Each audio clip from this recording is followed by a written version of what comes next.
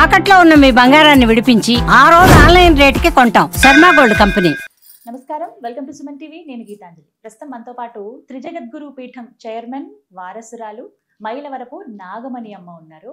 వారితో మాట్లాడి 26వ తారీఖున సుబ్రహ్మణ్య షష్ఠి వస్తుంది. మరి ఈ రోజున విశేషంగా ఆ సుబ్రహ్మణ్యేశ్వరుని ఏ విధంగా ఆరాధన చేయాలి, ప్రత్యేకించి సంతానం కోసం ఎదురు చూసేవాళ్ళు, కళ్యాణం కోసం ఎదురు చూసేవాళ్ళు, వీరందరూ కూడా ఈ రోజు కోసం ఎదురు చూస్తారనే ఖచ్చితంగా అనుకోవాలి. ఎందుకంటే ఆ స్వామి అనుగ్రహం ఖచ్చితంగా ఉండాలని. అయితే కొన్ని పరిహారాలు చేసుకోవడం ద్వారా ఆ బాధల నుంచి బయటపడి మనకి ఒక మార్గం అనేది చూపిస్తాడు ఆ స్వామి అంటారు. మరి ఆ వివరాలన్నీ అమ్మ మాటల్లో విని తెలుసుకుందాం.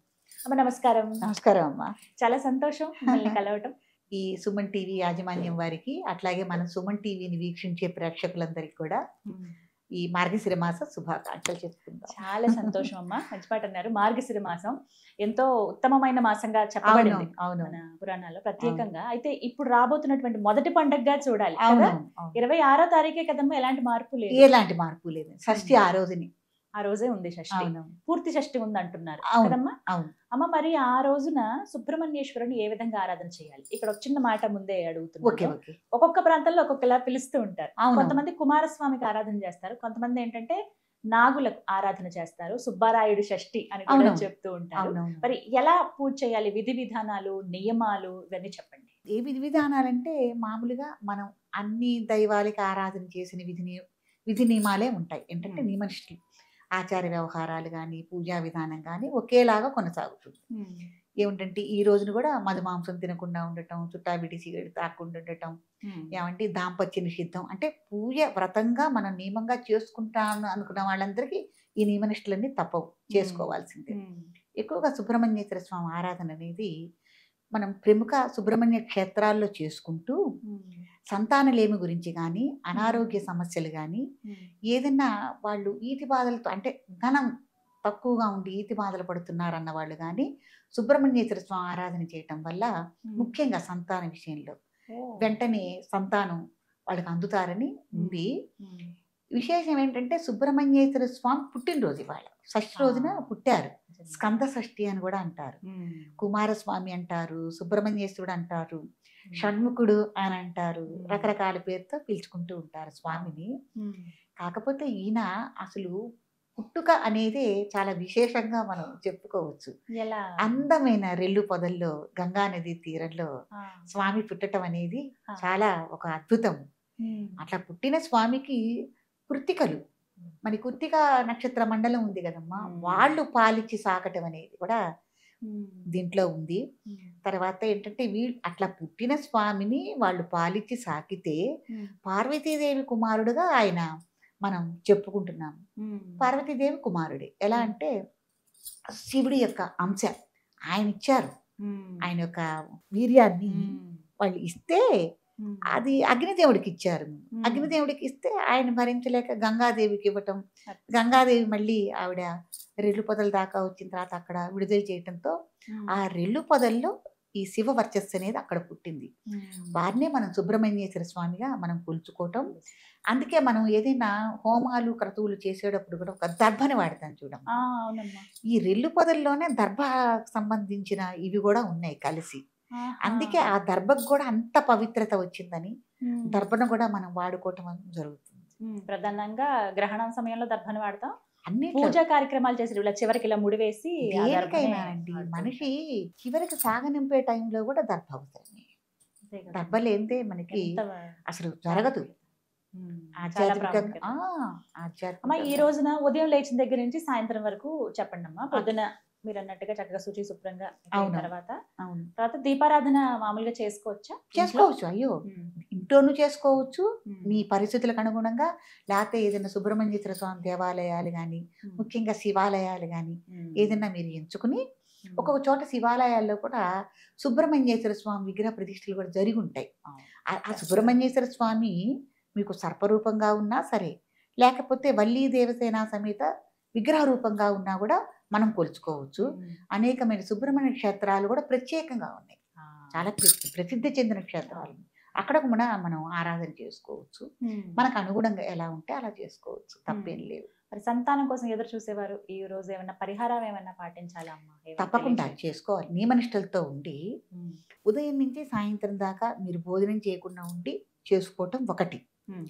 లేదు ఉదయం నుంచి మనం మధ్యాహ్న కాలం దాకా సుబ్రహ్మణ్యేశ్వర స్వామి ఆరాధన కార్యక్రమాలన్నీ చేసుకుని స్వామివారికి యథావిధిగా షోడశోపచారాలతో పూజలు చేసుకుని ఆయనకి నైవేద్యాలు అవన్నీ సమర్పించుకుని, ముఖ్యంగా సుబ్రహ్మణ్యేశ్వర స్వామి నైవేద్యంలో తెల్ల నువ్వులు కొద్దిగా దోరగా వేయించి దాన్ని మనం మిక్సీ కనుక పెడితే అమ్మ దాంట్లో కొద్దిగా బెల్లము, కొద్దిగా యాలకుల పొడి, చిమ్మిరి నైవేద్యం ప్రధానంగా ఇవన్నీ పెట్టుకున్న తర్వాత స్వామివారి ప్రసాదాన్ని మనం భోజనం చేయొచ్చు. చేసి సాయంత్రం పూట మనం ఉపవాసం ఉండొచ్చు. ఏదైనా టిఫిన్ చేసి ఉండొచ్చు. ఆ వాడు కూడా ఇట్లాగే చాపేసుకుని నేల మీద పడుకోవాలి, పరుపుల మీద పడుకోకూడదు, దాంపత్య నిషిద్ధం ఇవన్నీ చేస్తూ స్వామివారికి మొక్కుకోవాలి. ఆ రోజున ఎవరైనా సంతానం లేని వాళ్ళు కానీ ఏదైనా ఇంకా ఏదైనా ఒక ప్రత్యేకమైన కోరికతో మీరు కనుక సుబ్రహ్మణ్యేశ్వర స్వామి ఆరాధన చేస్తుంటే, స్వామి మాకు ఇది కలగజేయి, మళ్ళీ మేము వచ్చే సంవత్సరం ఇలా చేసుకుంటాము, ఇలా చెందుతాము, లేకపోతే బుడ్డ పుట్టిందనుకోండి మీ సన్నిధిలో ఏదైనా చెవులు కుట్టించుకుంటాము, అన్నప్రాసం చేస్తాము అని ఇట్లాంటి మొక్కులు మొక్కుకోవటం వల్ల ముక్కులు స్వామి సుబ్రహ్మణ్యేశ్వర స్వామి కూడా వెంకటేశ్వర స్వామి వారు కనుక ఎట్లా మొక్కులు మొక్కుకుంటే ఇదవుతారో ఈయన కూడా మొక్కులు మొక్కుకుంటే నెరవేర్చే స్వామి. కాబట్టి అలా చేసుకోవటం మంచి పద్ధతి. ఎక్కువగా విశేషంగా ఏంటంటే సుబ్రహ్మణ్యేశ్వర స్వామిలో ఉన్న విశేషం గొప్పతనం ఏంటంటే మహాపవర్, మహాశక్తి. ఈయనకి శూలాలు పొడుచుకోవటం, కొన్ని క్షేత్రాల్లో నిప్పులు తొక్కటం, తమిళనాడులో చూస్తాం, కానీ కొన్ని కొన్ని చోట్ల మన ఆంధ్ర తెలంగాణ ప్రాంతాల్లో కూడా చేస్తున్నారు. అవునవును. ఎట్లా అంటేనండి సుబ్రహ్మణ్యేశ్వర ఆరాధన అనేది ఆ ప్రాంతాల్లో ప్రాంతీయ ఆచారాలు వ్యవహారాన్ని బట్టి కూడా ఆధారపడి ఉంటుంది. నిజం, ఒక చోట జరిగిన ఆచార పద్ధతులు ఇంకో చోట జరగవు. కాబట్టి ఒక్కొక్క చోట నిప్పులు తొక్కే విధానం, ఇంకో చోట శూలాలు వేసుకునే విధానం, ఇంకో చోట వీపుకు కూడా వేసుకుంటారండి శూలాలు, ఇంత కూడా నొప్పి లేదంటారు. ఇంకొక విశేషం ఏంటంటే మీరు కావిడి అని వినుంటారు. ఇదివరకు మనం నీళ్ళు ఎద్దడి రోజుల్లో కావిడి వేసుకుని నీళ్ళు తెచ్చేవాళ్ళు. అట్లా పాల కావిడి స్వామివారికి సమర్పించడం కూడా అదొక మొక్కు. పాలకావిడిని సమర్పించడం, పాలకావిడి తీసుకెళ్ళటం, అవి తీసుకెళ్తే సుబ్రహ్మణ్యేశ్వర స్వామి వారికి ఆవు పాలు, శుద్ధమైన ఆవు పాలు, వారికి అభిషేకం చేయటం, ఆవు పాలని నైవేద్యం పెట్టడం, ఇవన్నీ చేస్తూ ఉంటారు. కావిళ్ళు కూడా ముఖ్య అమ్మ, నీకు ఒక కావిడి ఇస్తాం, 2 కావిడి ఇస్తాం అని. కావిళ్ళు ఎంత ప్రముఖమైన క్షేత్రాలు ఉన్నాయమ్మా మన దగ్గర. అయ్యో చాలా, మోపిదేవి దగ్గరలో మనకి సింగరాయపాలెం. అవును, అసలు అక్కడైతే ఇంకా అవును ఆ వాతావరణమే భలే అనిపిస్తుంది చూడగానే. మన హైదరాబాద్ సిటీలో కూడా మంచి పవరైన క్షేత్రాలు ఉన్నాయి. అసలు మంగళవారం వచ్చిందంటే క్షేత్రం ఉంది కదా, అదే నేనండి, చాలా పవర్ఫుల్ అయిన క్షేత్రాలు ఉన్నాయి. మంగళవారం వస్తే అసలు జనం అక్కడ చుట్టానికి కూడా చాలా ఇదిగా ఉంటుంది. మనకు దగ్గర అమీర్పేటలో కూడా ఉంది, చాలా దేవాలయం దగ్గరలో ఉంది. అసలు మంగళవారం వస్తే గ్రూపులుగా పూజలు చేస్తారు, చాలా విశేషమైనది. ఆయన పుట్టుక ఒక విశేషము. చాలా ఆయన ఏంటంటే ఎంత మనకి పవిత్రత కనపడుతుందంటే కుమారస్వామిని తలుచుకోగానే ఒక పూనకం వచ్చినట్టు ఉంటుంది మనకి. నిజమమ్మా, అంత అంటే భక్తి. చాలా మంది ఇంకోటి ఏమనుకుంటున్నారండి, అయ్యప్పని కుమారస్వామి ఒకటేనా అని కూడా అడుగుతున్నారు. కానీ కాదు, ఇద్దరు శివపుత్రులే అయినా కూడా కుమారస్వామి అంశ వేరు, అయ్యప్ప అంశ వేరు. అదొకటే.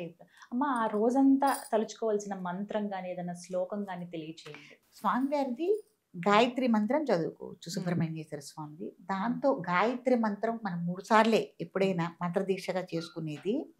మూల మంత్రం ఓం నమో భగవతే సుబ్రహ్మణ్యాయ మమ సకల కార్యాన్ని శీఘ్రమే సాధయ అని మీరు ఏ పని అయితే అనుకుంటున్నారో ఆ పనిని చివర జోడించుకుని, సంతానం అనుకోండి, పున్నమో భగవతే సుబ్రహ్మణ్యాయ శీఘ్రాతి శీఘ్రమేవ మమ సత్సంతానం కురుకురు, సంతానంగా సత్సంతానం కురుకురు. ఏ కార్యాన్నైనా జోడించుకుని చక్కగా మీరు ఇంత జపం మేము చేస్తాము, 1000 చేస్తాము, లేకపోతే 5000 చేస్తాం, 10,000 చేస్తామని అట్లా సంఖ్యగా చెప్పుకుని జపం చేయటం మంచి పద్ధతి. అదొకటిను. జాతక పరంగా కూడా ఎవరికైనా జాతక పరిస్థితులు బాగోపోయినా, శనిలో రాహువు కానీ కేతువు కానీ జరుగుతున్నా, జాతక ఫలితంగా మనకి ఏదన్నా గ్రహాలు అనేవి ఉండకూడని స్థానాల్లో ఉన్నప్పుడు కూడా ఆ గ్రహాలతో కలుపుకుని సుబ్రహ్మణ్యేశ్వర స్వామి ఆరాధన చేయటం వల్ల త్వరితగతిన ఆ గ్రహ బాధలన్నీ మనకి తొలగిపోయి ఆ గ్రహాల వల్ల మనకి మంచి ఫలితాలు రావటానికి కూడా అవకాశం ఉంది. కాబట్టి ఎవరికైనా జాతకపరంగా కూడా ఏదైనా సమస్యలున్నా జ్యోతిష పండితులు ఒకవేళ చెప్పినా కూడా సుబ్రహ్మణ్యేశ్వర స్వామి ఆరాధన మించింది లేదమ్మా. తప్పకుండా చేసుకొని తీరాలి.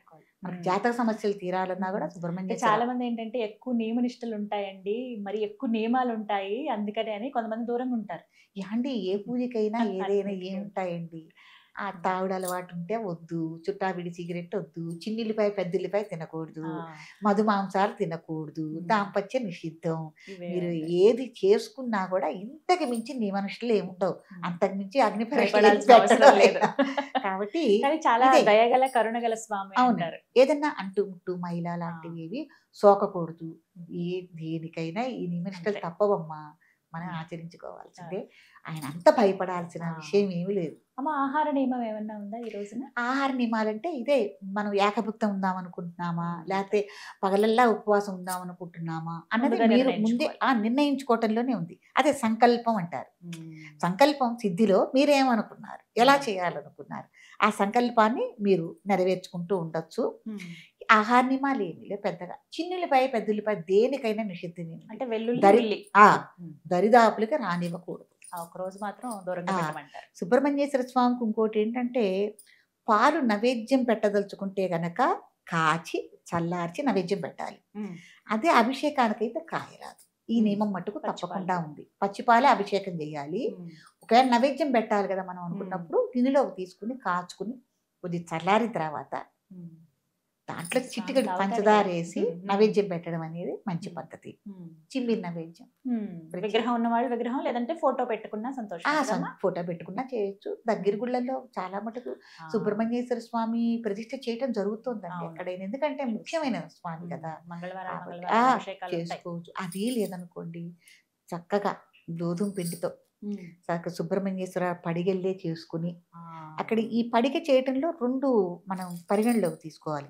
ఒకటేమో నాగేంద్రుడుగా, ఇప్పుడు మనకి మోపిదేవి ఉంది, అక్కడ సుబ్రహ్మణ్యేశ్వర స్వామి విగ్రహ రూపంగా కాదు, లింగ రూపంలో సుబ్రహ్మణ్యేశ్వర స్వామి ఉంటారు. కానీ మనకు అక్కడికి వెళ్ళగానే ఆశ్చర్యం కలిగించే విషయం ఏంటో తెలుసా, లింగంగా ఉంటారు, శివలింగంలా. అది ఏంటిది, శివలింగం కదా, సుబ్రహ్మణ్యేశ్వర స్వామి అంటున్నారేంటి అనుకుంటాం మనం. అక్కడ శివలింగం కాదు, సుబ్రహ్మణ్యేశ్వరుడు లింగ రూపంలో ఉన్నాడు. కాబట్టి కొన్ని చోట్ల ఈ చమత్కారాలు జరుగుతూ ఉంటాయి.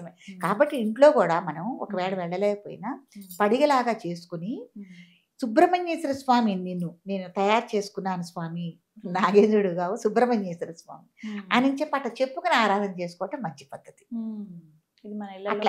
ఇళ్లలోనే అట్లా చేసుకోవచ్చు, తప్పేం లేదు. తర్వాత మరి ఏం చేయాలమ్మా, పిండితో చేస్తాం కదా, అప్పుడు ఆ పాలను కొద్దిగా మన తీర్థవల్లే తీసుకుని మిగతావి మనం పూజంతా అయ్యి ధూపదీప నైవేద్యాలు అన్ని అయిన తర్వాత, మంత్ర పుష్పంతో శుద్ధ అయిన తర్వాత ఈ స్వామిని యథాస్థానం అని అన్నప్పుడు మనం చక్కగా స్వామిని తీసుకుని కొద్దిగా నీళ్ళల్లో ఎలా కలిపి, మనం ఎక్కడ తొక్కని మొక్కలు ఉంటాయి కదా అక్కడ వేసి మొక్కల్లో పారబేయటం అనేది మంచి పని. మొత్తంగా ఆ రోజున విశేషంగా ఎటువంటి సమస్యలున్నా, సంతానం, దాంపత్యం, కళ్యాణం, ఆరోగ్యం, ఆర్థిక బాధలు, ఈ రోజునండి ఎవరికైనా ఇంట్లో ఆడపిల్ల చక్కగా ఉంటారు, మంచి పరిస్థితులు, పెళ్లి చేయగలిగిన విషయంలో కూడా ఉంటారు, మగ పిల్లలు కానీ ఆడపిల్లలు కానీ. సంబంధాలు సెట్ అవ్వట్లేదు, తల్లిదండ్రి బాధపడుతూ ఉంటారు కదా. ఈ రోజున వల్లీ దేవసేన సమేత సుబ్రహ్మణ్యేశ్వర కళ్యాణం చేయించుకోవడం చాలా ఉత్తమం. అసలు ప్రతి దేవాలయాల్లో కూడా సాయంత్రం అయ్యేసరికి సుబ్రహ్మణ్యేశ్వర స్వామి కళ్యాణం తప్పకుండా చేస్తారు కదా, తప్పకుండా చేస్తారు. కాబట్టి ఇట్లా కళ్యాణం చేయించుకోవటం వల్ల త్వరితగతిన వాళ్ళకి వివాహం అవుతుంది. వివాహం అయిన తర్వాత మళ్ళీ కళ్యాణం చేస్తామని చక్కగా వివరించారమ్మా. ఆ రోజున ఏ విధంగా చేసుకోవాలి పూజ, స్వామిని ఎలా ఆరాధించాలని. సంతోషమ్మా.